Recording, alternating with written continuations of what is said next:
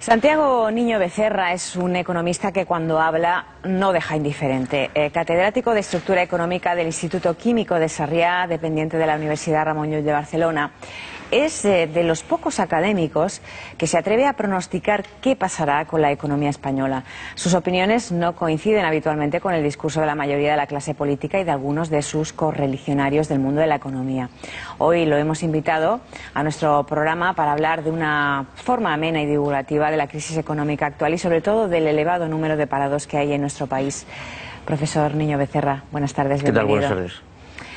En España hay en estos momentos 4.200.000 desempleados. En los últimos 2 meses el desempleo ha disminuido ligeramente, pero pese a ello el número de parados es enorme. ¿Cómo hemos llegado hasta aquí? Bueno, de entrada, permítame una pequeña corrección. Vaya, ya empezamos bien. Sí, vamos a ver. Usted, esta digamos, confusión suele ser normal, ¿eh?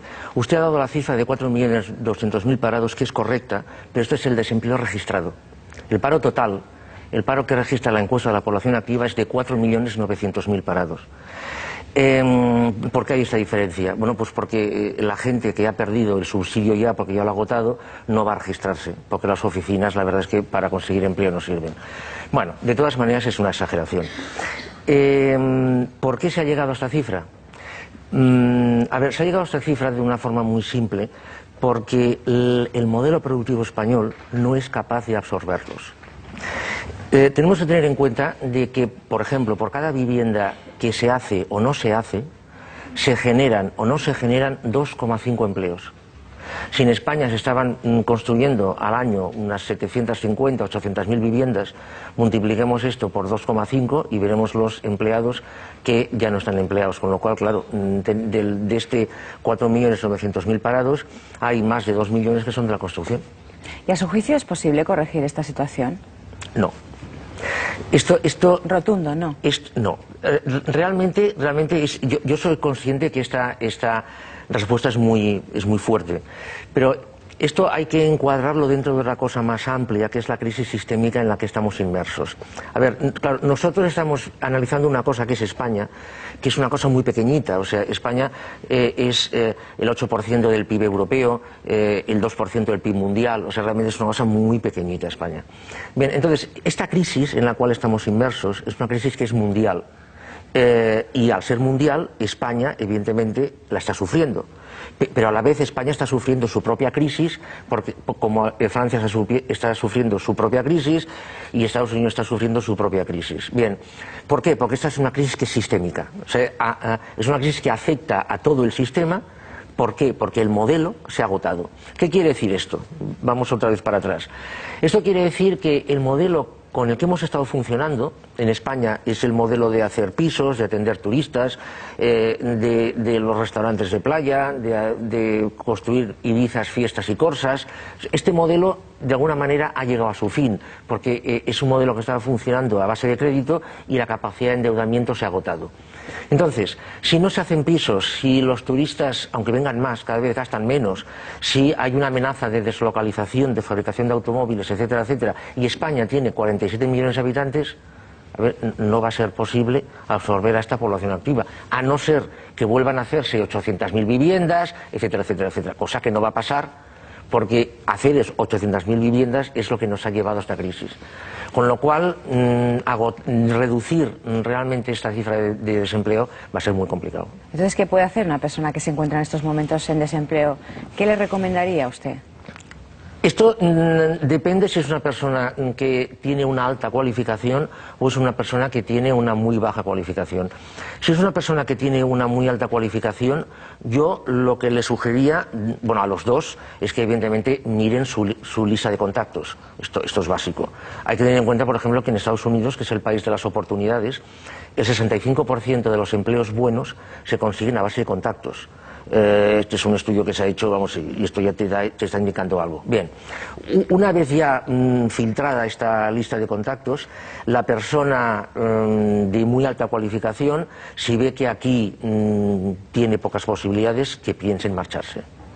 ¿Y por qué? ¿Qué es lo que pasa afuera que no pasa aquí? Claro, que la capacidad de absorber población cualificada es más alta fuera que dentro. La persona que tiene muy baja cualificación, la verdad es que lo tiene muy mal. lo tiene muy mal aquí porque el modelo ahora no es capaz de absorberla y claro, es que fuera ya esta vía está cubierta.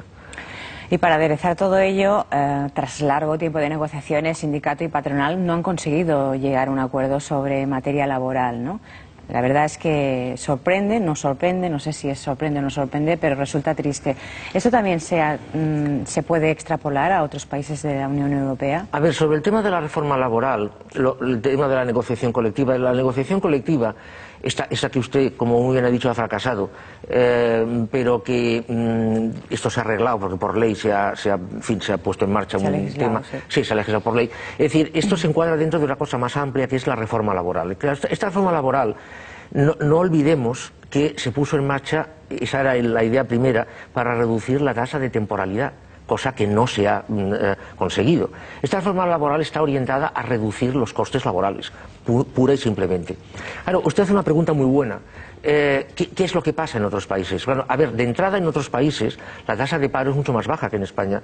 Hay que tener en cuenta que en España la tasa de paro actualmente está en el 20,3% y en los Países Bajos, por ejemplo, ahora está en el 4%. En Suiza está en el 3,5%.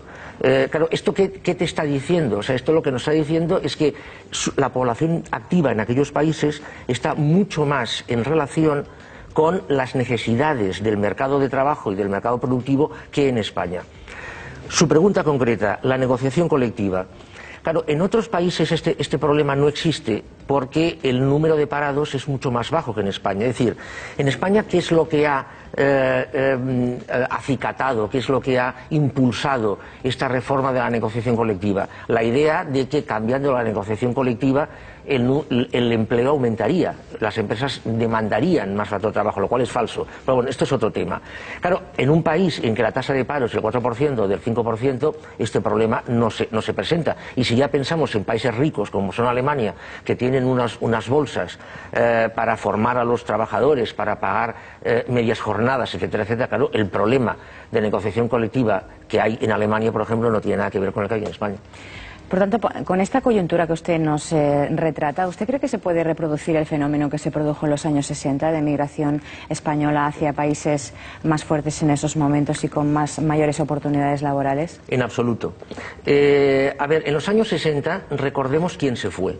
En los años 60 se fueron trabajadores normalmente de zonas rurales, campesinos que habían perdido su trabajo debido a la mecanización del campo. O sea, hay una correlación entre mecanización del campo español y emigración, es decir, eran unos campesinos que sobraban en el campo, y en tercer lugar, evidentemente, porque había un nivel de pobreza realmente muy, muy fuerte. Bien, entonces, esta gente, muy importante esto, que fueron a Alemania, Suiza, Francia, etcétera, etcétera, se fueron porque allí eran necesarios. Es decir, en aquella época, para generar PIB, para generar producción, hacía falta mucha mano de obra. En Alemania, o en Suiza o en Francia, su nivel de paro era ridículo, era prácticamente inexistente, ya les hacía falta más gente. Esa gente fueron los españoles, italianos, portugueses, etcétera, etcétera, que emigraron al exterior. Pero insisto, esto es muy importante, eran imprescindibles. Y además fueron unos trabajadores geniales, buenísimos. Vale. ¿Qué es lo que pasa ahora? En estos trabajadores que ahora sobran aquí en España, en Alemania ya no hacen falta. Ni en Suiza ni en Francia. Francia tiene una tasa de paro del 10%. O sea, es que en Francia también sobra gente ahora. Sobra menos que aquí, pero también sobra gente. ¿Qué es lo que hace falta en todo caso? Hace falta gente muy cualificada.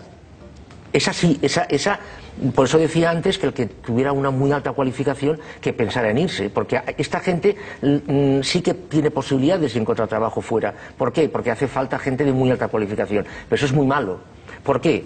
Resulta que cogemos a una persona, se la forma, se la educa, se le da una capacidad y luego se va, con lo cual ese capital humano se pierde.